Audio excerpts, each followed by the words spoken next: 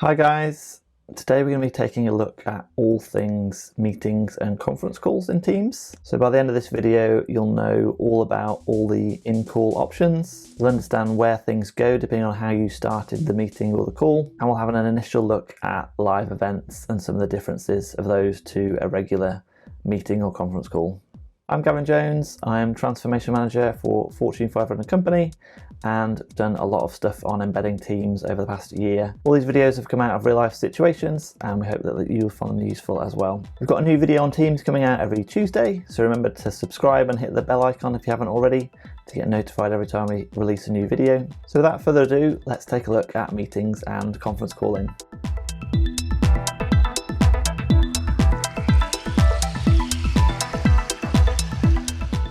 So I'm in a meeting already in Teams and we'll take a look at some of the in-call options to start with. So you can see, I can see my own face, which is always a bad thing. And we've just jumped into a call that happens to be in a team, but which is why it's got some suggestions about who you want to call. So in the team, in the test team, there's only me and my other email address. So that's why it's only suggesting a few. If you're in a team with a lot of other people, it's going to suggest the people that you work with most in this section down here. And that was the default as I jumped into the meeting because there's only me in here. So it's obviously prompting me to get some of the people.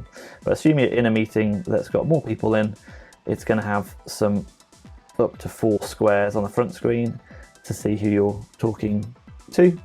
And if they've got the video on, it'll show. And if they haven't got their video turned on, they'll just get a little, either their profile pic or their initials coming up to see who you're talking to. Worth mentioning is that even if you've got more than 4 people on, it only displays 4 large squares on the front at the time of recording. And if more than 4 people have got their video on, it just displays the last 4 videos of people that have spoken in the meeting. So down the bottom hand bit of your invite will be a trail of other people that are on the call but have not spoken for a bit. It doesn't show the video for them, even in small preview. Again, at the time of recording, but I think Microsoft are working on that. So if you waggle your mouse over the screen, you get this bar at the bottom, and this has got everything to do with your meeting now. When Teams first launched, there were some bits down the bottom here and some things up in the top right that were pretty difficult to see. So it's good now everything's in one place. So you can see the time that the meeting's been running for. You can turn your camera on and off, and that's what it'd look like if you didn't have your camera on. Everyone would display their profile pic. You can mute or unmute yourself via the mute button.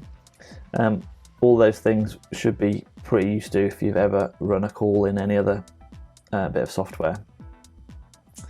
The main bit that's different in Teams, especially from Skype, is the share tray. So when you pop the share tray open, then you get a lot more options than we used to have in Skype.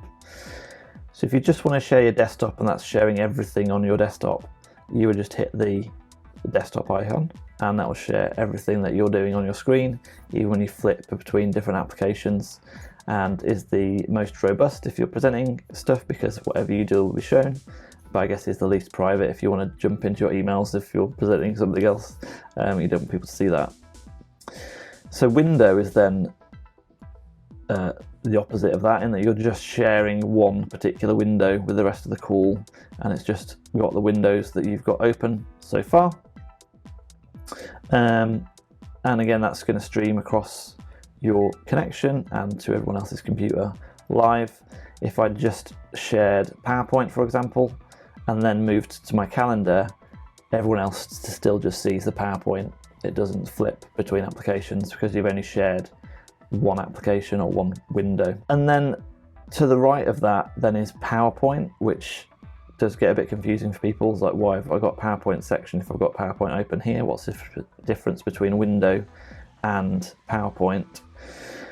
So PowerPoint section is to share a PowerPoint deck, and it's slightly different between what's happening in the background. So if you're having a meeting in a team and the PowerPoint deck is in the team. This is just giving you a selection of ones that we've used recently, but you can browse everything. It's going to present using PowerPoint Online that presentation to everyone else on the call and allow them by default to flip ahead or behind the presenter of the slides, and then they've got a little button to sync back with the presenter. So in theory that's supposed to reduce the amount of bandwidth that you're using because the file's already there and it's just being displayed, whereas if you're displaying your window or your desktop, you're streaming live everything that's on your desktop and it's using all that bandwidth. So in theory the connection's supposed to be better. However, in practice, if you're having a meeting that isn't in the team and you're just with other people that you've done via Outlook, which we'll come on to later, some of the pros and cons of doing it that way, it's then got to upload that file into a location that everybody else on the call can see, which is probably going to be your OneDrive, and share it via chat. Like we've covered in previous videos, the backing of a team is SharePoint, but the backing of files for chat is your OneDrive, which is then shared just with the people that you've got a chat or a call with. So in practice, especially if you've got a large PowerPoint, if you just jump into a call and then click the PowerPoint section, it's then got to upload it into a different place, and it actually takes quite a long time for that to happen, longer than clicking your desktop at least. And then every time you move onto a slide, it's then like loading and churning. So in practice, we've not found the PowerPoint section to be particularly useful, to be honest. It seems really slow, especially if you've got videos embedded in your PowerPoint slide, which a lot of ours do. It's just a lot easier to click present just from a window or your desktop. Whiteboard you can only use if everybody's on Windows 10, which in our organisation we're not yet, and Freehand by InVision I think needs a license, which we don't have, so we've not played around with these much. But Whiteboard will be great when everyone's got it, because you can have an iPad and iPhone app and just mark stuff up as you're talking rather than use a whiteboard in person, and all the notes are saved and categorized as well. So Whiteboard's going to be really useful, but we haven't used it much yet. But I just wanted to touch on include system audio, because this is a relatively new feature. So when we first moved on to Teams, if you presented, whether you did PowerPoint or desktop, if you then had a video embedded in your PowerPoint, no one could hear what's going on. It's quite a small box visually to remember to click, but if you click that and then share your desktop, anything that your computer is making a sound will come across the meeting and everyone else can hear it. So really important that you tick that box if you're presenting something with sound or video, so otherwise no one else is going to hear it. So if we pop down the share tray and hit the three dots, which is always more options in Teams, as we work top to bottom, we've got show device settings, so you can mess around with where your sound's coming from and what's going on. Private viewing is that presentations bit that I just talked about. So if you do click the presentations bit, private viewing allows people to move on or behind the slides ahead of where you're presenting at. It's on by default, but you can turn it off there if you want. If you don't want to move ahead, I'd just say to just share your window or your desktop anyway. Meeting notes. So the first time that you do meeting notes, if you've got a meeting in a team, creates a meeting notes tab for you. It's just another wiki, really, another wiki tab. And if you don't know what that is, we've got a video on Wiki, which we'll link up in the comments below.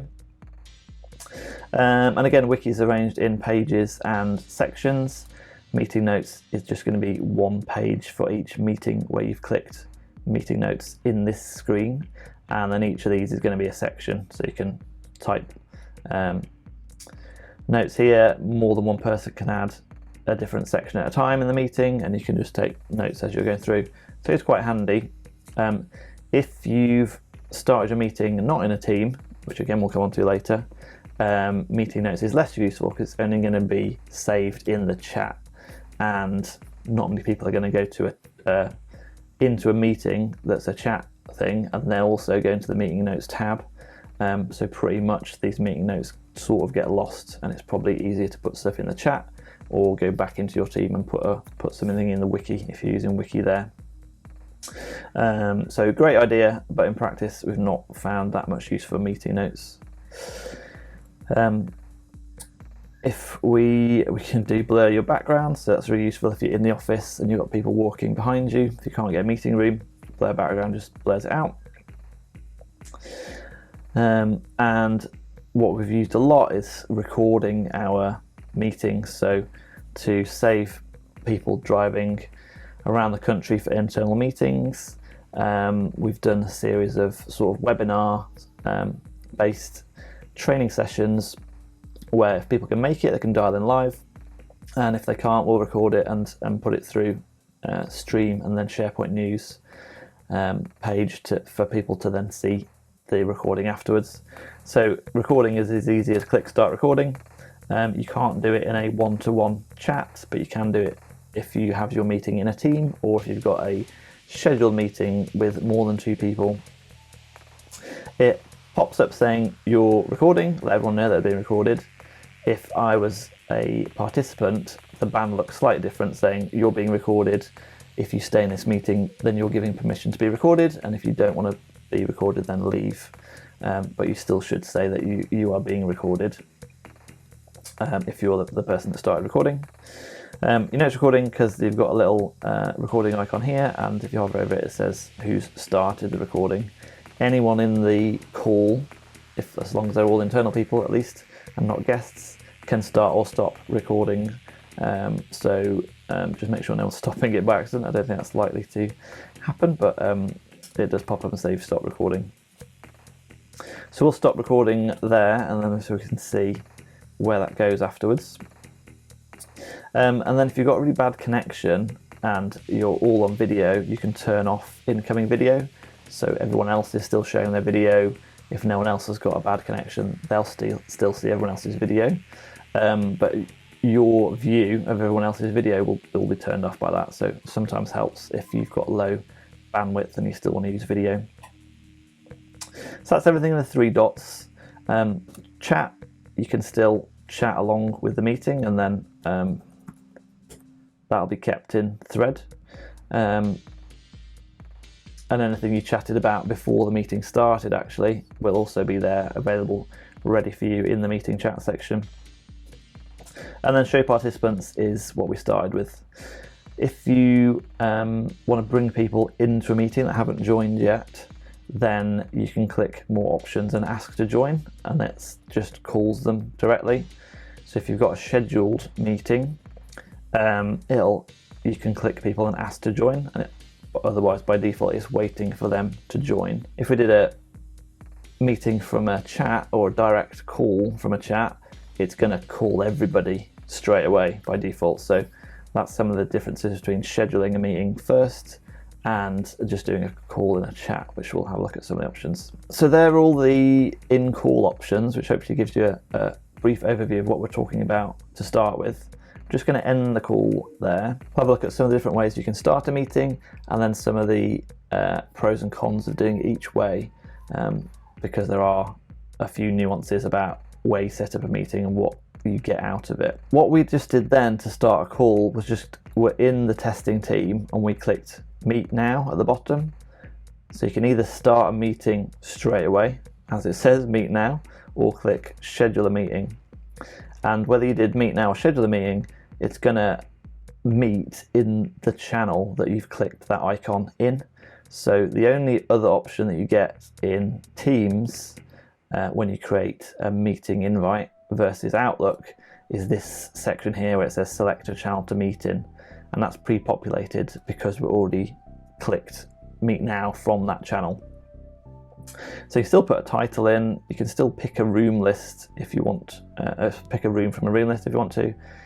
Obviously you put start and end date. It's got a minute cut down version of the scheduling assistant, so you can't see what people are doing if they've shared your calendar, but you can see if they're busy or not in this view. You can still invite people via Teams, and you still put the details in. And if you do it through Teams, you still get an Outlook meeting invite. It still goes in your calendar. It looks exactly the same, apart from it'll say, from Gavin Jones on behalf of the Recap project team, because it's coming from the project team's calendar. Also to note, while I think of it, is if you put a meeting in from the team, you don't get the responses back. The team gets the responses back. So you need to remember to come in and check out your meeting ahead of time in case anyone's declined. So let's just see what that looks like in Teams. So if we do schedule meeting, and we'll do one for 9:30 till 10, we'll do test meeting, and you have to invite people one by one. So if you wanted to do a meeting for the entire team at the time of recording, there's no easy way to do that. You have to go through and add every single person one by one, which does limit its use.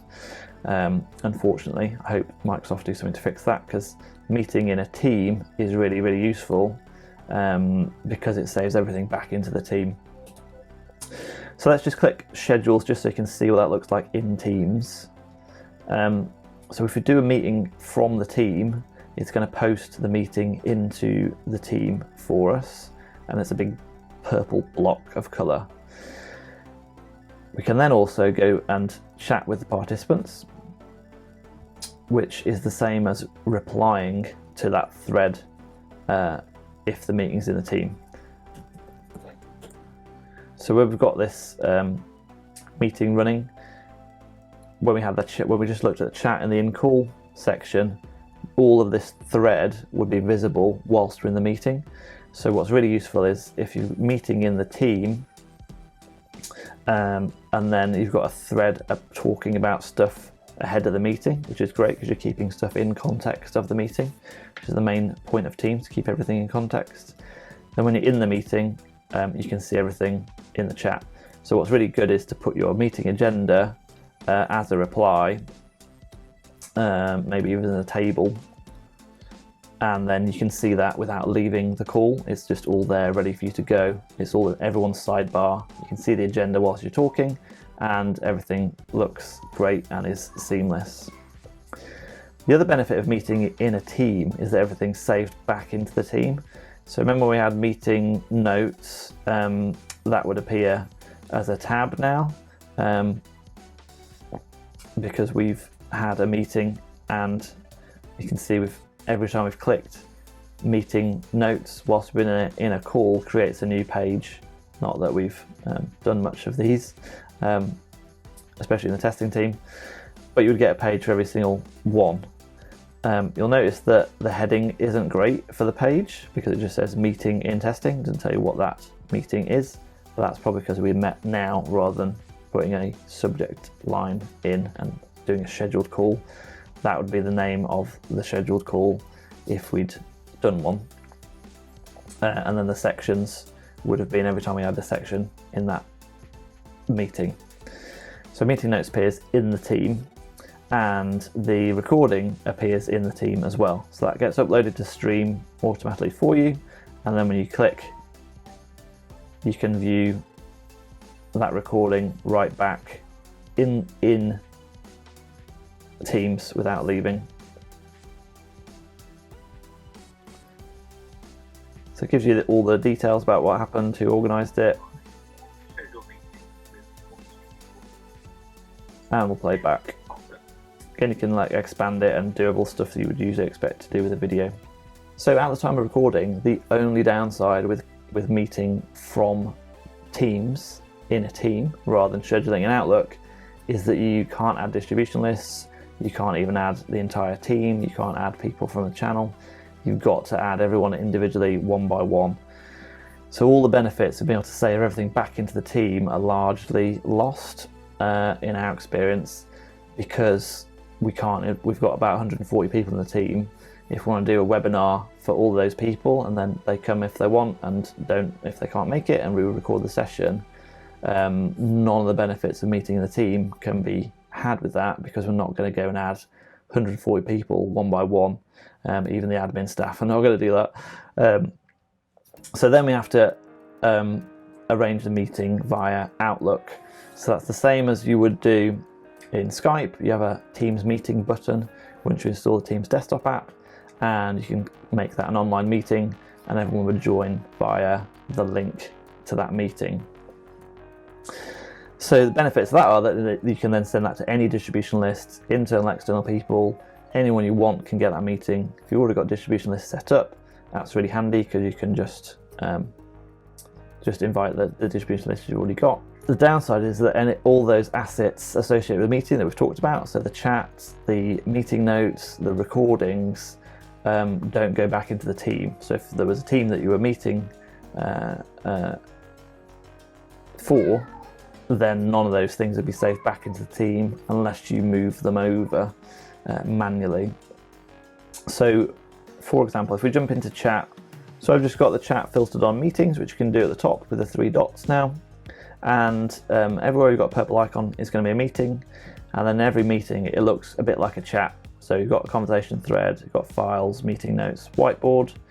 Like I said, if now everything's saved in your chat tab, you're more likely to miss stuff. So unless it's in the conversation, you can kind of see what's gone on. If you posted the agenda there ahead of time, you can still do that because you can chat with the participants ahead of time and it posts it into the chat for you. But chat isn't very persistent, so at some point it's going to drop off the bottom of everyone's recent list and they're not going to follow it. So if you've spent loads of time doing meeting notes, they're sort of going to get lost. No one's going to go into the meeting chat and then go into meeting notes unless everyone pins that meeting to the top of their list. That's not very likely, especially if you had a private chat ahead of time and you've not then met in that chat and clicked that call button and scheduled a call instead. It's going to be a separate chat, so you probably want to go back to your chat that you've already got, if that makes sense. So all of those good things and all the meeting recordings will get saved in the chat as well. Again, I'll upload to stream for you, so it's sort of saved. But the chance of someone going back into this meeting chat and then viewing the video, especially if you've got a really long chat or a recurring meeting where everything's saved in the same chat, is pretty slim. So that's the downsides of meeting not in the team, but practically that's where most of the meetings are going to be scheduled because of the fact that you can't add people in bulk to a meeting that you scheduled from the team. So whether you scheduled the call in Outlook or scheduled it from Teams, when you go into the meeting and click the participants, you can only ask them to join one by one, and that's going to call them. If you're in a normal chat or a normal group chat, then you've got the video, calling and share screen buttons at the top. If you clicked video call from a existing chat or call, it's going to immediately call everybody in the chat. So similar to Skype, it says if you want to meet right now, that's going to call everybody, but all the stuff will still go back into that chat, but you can't schedule a call from a group chat, if that makes sense. You have to call immediately, so you need to make sure that either you schedule it separately in Outlook and everyone's expecting it, or you just want to something's urgently going on, let's just call everyone that can make it right now and click call, and everyone will get that call. So nothing's perfect yet. I would say if Microsoft could just fix adding distribution lists to channels, or even just inviting the entire team would be handy, then all the benefits of being able to have your meeting in the team and save all your assets into the team is really, really useful. Until that time, what we do is schedule calls in Outlook. It goes into the meeting chat, and if we've saved a video into that call chat, then we would then go into stream, change the permissions so that the entire team can see it. If they might not have added the entire team, or if there's more people coming into the team later on, you don't want to, if they're not invited to the original meeting, they might have access to that video. So go into stream, change the permissions to the entire team, and then do a news post to make sure that it comes back into the team so everyone can see it. Okay, if you don't know what to talk about news posts, we've got a video on that which I'll link in the comments below as well. Okay, so the last way of doing a conference call or a meeting is a live event. So live events remove some of the restrictions from the number of people that you can have in a meeting. I think it's, from memory, 2,000, if not 200. Can't remember which one it is. In a normal meeting, I think it's 10,000 for a live event. So this is if your CEO is doing a broadcast online town hall meeting to the entire company, you would probably want to use a live event because it's one way by default. Teams meetings with a large number of people is pretty good already, in that it if you're joining, there's some people there already, it says, do you want to go on mute by default because this meeting's already started, which is great and really handy because I'm sure everyone's been on conference calls where you have to announce your own name if you're coming in late, and people don't want to do it, so it's like beep, beep, beep, beep, beep. So-and-so's joined the meeting, so-and-so's left the meeting, and it's just absolutely atrocious for productivity. So Teams is already pretty good in that it turns your mic off for you if there's already people joining. But if a live event completely stops that, so it's only a broadcast out, no one else can speak into that live event.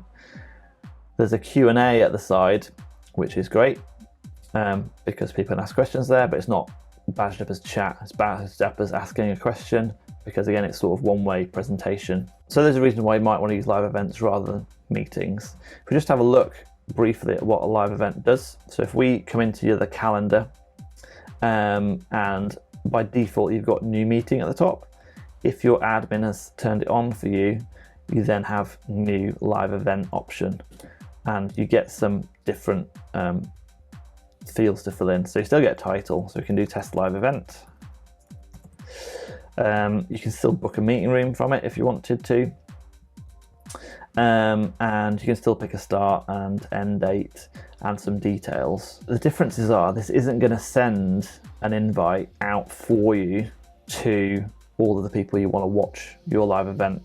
So you can put some details in about the live event there, but you need to select who's going to produce the live event and who's going to present it. And it is always good to have at least two people. You don't want to do both roles at the same time, really, especially if you're sharing your screen. So you could do it if you're just talking to the camera, but I'll show you why in a second, because if you're presenting your screen, then people are going to see the inner workings of the producer role, as well as you presenting your screen. So if we click next, you can say whether you want it org-wide, and people still have to sign in. Looks like we've got public once turned off, so we can't have any external people in it. So we're just going to do it to people and groups. And again, it doesn't know what group you're in, so we're going to do it in our test team, so no one else has got permission to see that event outside of that. And then there's more details online, obviously, as always, but if you've got a really high production value, you can use an external sound and vision board and loads of other technical video production stuff that I'm sure people know more about than me. Or you can use Teams to produce it. So this is just saying how you're going to produce your event. So you can use the external app or device, and that's for like more professional AV people. But then this is just some options about if you're doing it in Teams. So you can say recordings available to producers and presenters. So again, it's going to record the video automatically for you. And you can get that video afterwards. It's got captions, which is still in preview, but if people want to put something into, if they're hard of hearing or whatever, you can at the moment do US English, German and Chinese, so that it can understand if you're presenting it, but then it can translate it into up to 6 languages that you pick. And those are going to be live captions, which is really powerful. You can get a report at the end, which is saying how engaged your attendees were, and Q&A is this chat thing at the side, which I think is really handy so you want to tick that probably. So if we click schedule, then it's going to schedule it in the calendars of the presenters that you selected and the producers, but it's to get it out to everybody else, you need to just get this link. So it's saying to invite your attendees, basically you need to send out another meeting invite to make sure they're going to attend. So you click get attendee link and then just paste it into a normal Outlook meeting invite and send it out to whoever you want to join that meeting. So we're just going to click join live event.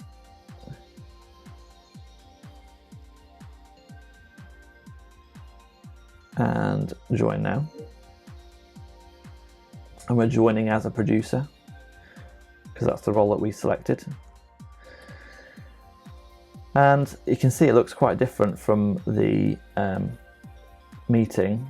So this is on the left hand side what you're going to queue up to then put into the live stream, and what's on the right hand side is what everyone else on the call is going to see.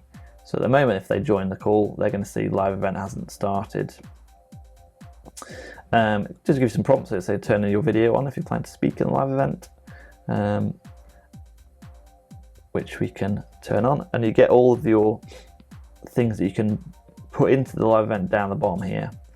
So we can also share, I don't know, calendar, say, and then this would be sharing content from my desktop. We can share, if we had another producer, another presenter, or a series of presenters on the call, they could all line up what they're going to share down the bottom, and then as producer I'm selecting what I want to see and then push to live. So this is what's going to come up next, so I can queue up, well actually I want to share my desktop next, and then queue that up and then send it live.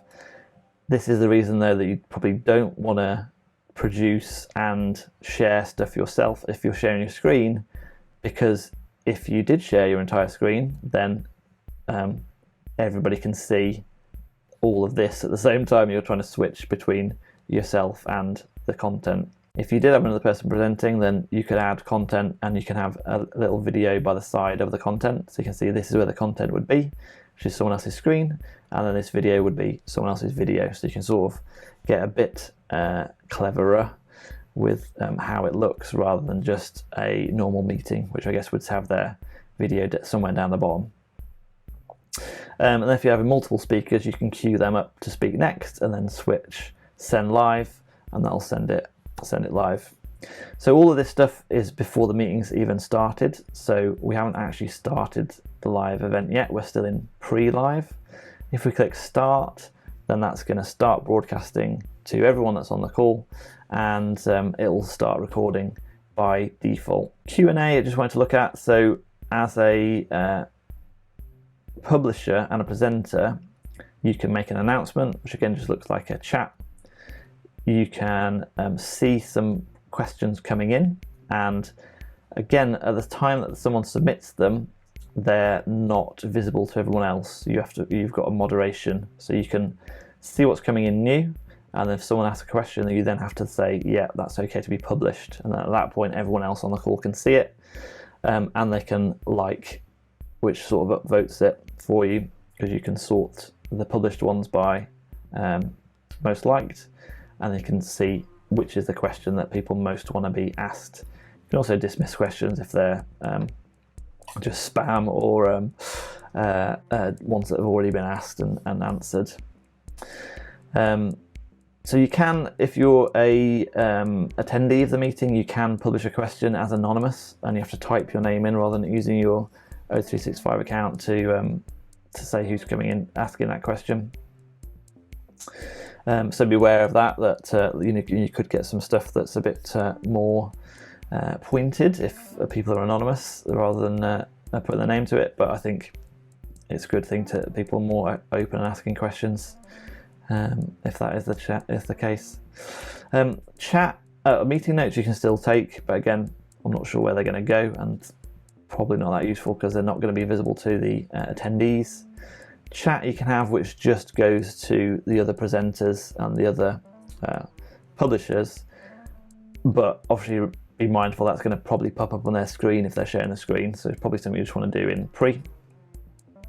And again, people you can bring in the presenter if they're supposed to dial in at a certain time and think, oh god, it's about to start. Now you can just call them from that area. And then the health bit is that it's live event is live in that it's pretty live, but I think there's going to be about 20 second delay between you speaking and a participant hearing it.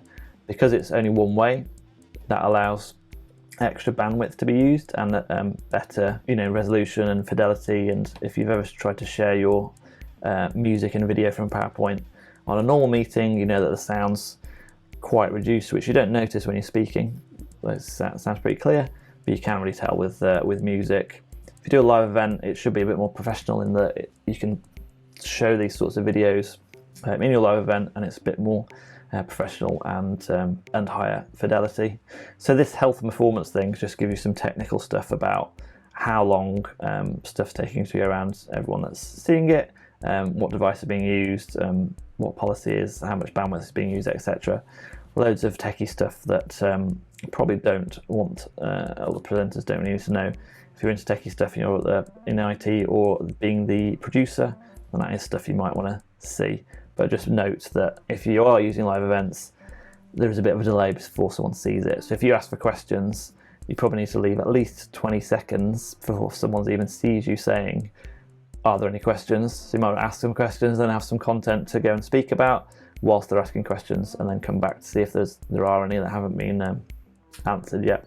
So the downside of live events are that all those assets probably not visible to your participants. You probably need to save them down somewhere and send them out separately. It's not really useful if you just want to present your screen yourself. It is a bit more hassle to set something up in that you need someone else to produce this video for you.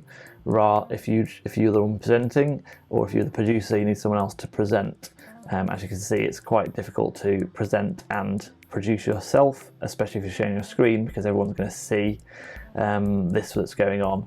If you just want to speak to the camera, then yeah, you can produce it yourself pretty easily, because you just select your own camera, one box, and send that live like we are now, and just talk into your laptop, and everyone else would hear you. So you can do that fine. If you want to do something a bit more professional, obviously you can use the AV plugin thing, which you might need an external support for if you don't have it internally. But hopefully that helps, guys. If you've got anything else you want to know about meetings, conference calls, etc., let us know in the comments below. If you like the video, remember to click like and to click subscribe and hit the bell icon if you haven't already. And then obviously Teams has got a wealth of tools for making meetings and conference calls way better than they have done in the past. But at MeeTime, we still think there's a big opportunity for large companies to make their meetings better through the use of a meeting timer. We've got an app on the iOS App Store that's called MeeTime, and we'd love it if you checked it out. If you want to know more details, visit www.meetimeapps.com, or let us know any questions you've got in the comments below. So thanks for watching so far, and we'll see you next week.